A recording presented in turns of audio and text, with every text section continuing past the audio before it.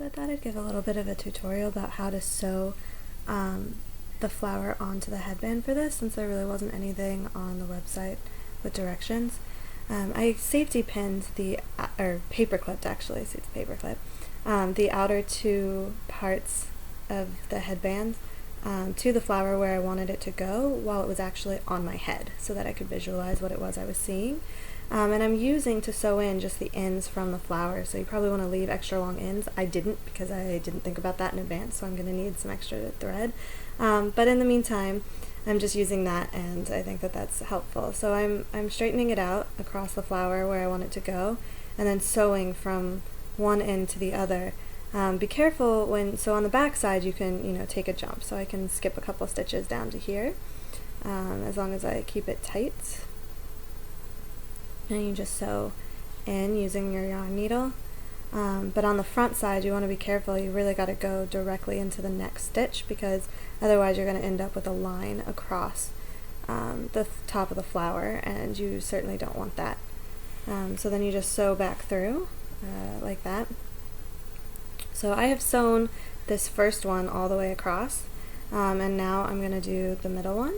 So I kind of lay it out. I'm going to do it parallel to this and see how it goes, but I think that that'll be okay. So you go back through and see how I'm going to have this to the topmost portion of the flower, so that I can sew all the way down this. And then you pull that tight. And it's okay to have this line here, like it's not going to make any difference because it's on the back side, and I didn't want to have to sew through each one of those individual stitches just to get, to the end.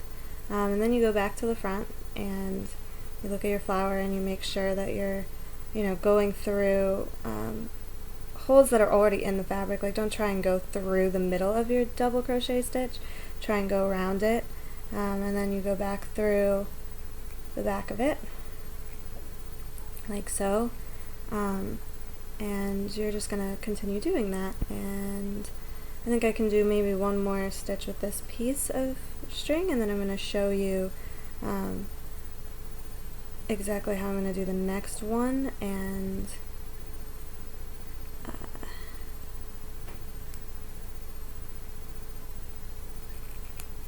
since my thread's almost up, I'm actually going to not take the needle out.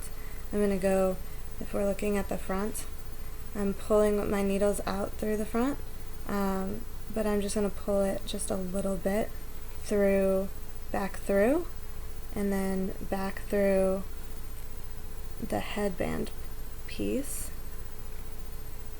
directly, without pulling my needle through, so that way when I do finish this string, it's on the back side, so that I can just, cut this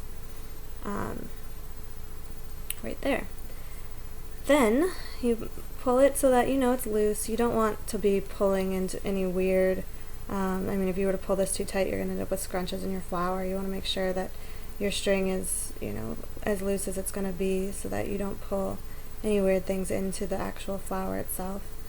And then you take the string that was the beginning of my flower, which if I had thought about it again, I would have left a lot longer, thread it, and you just continue going.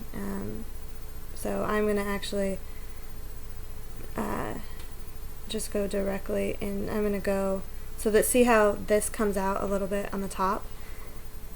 To get it to where I want, I'm just going to sew one stitch down.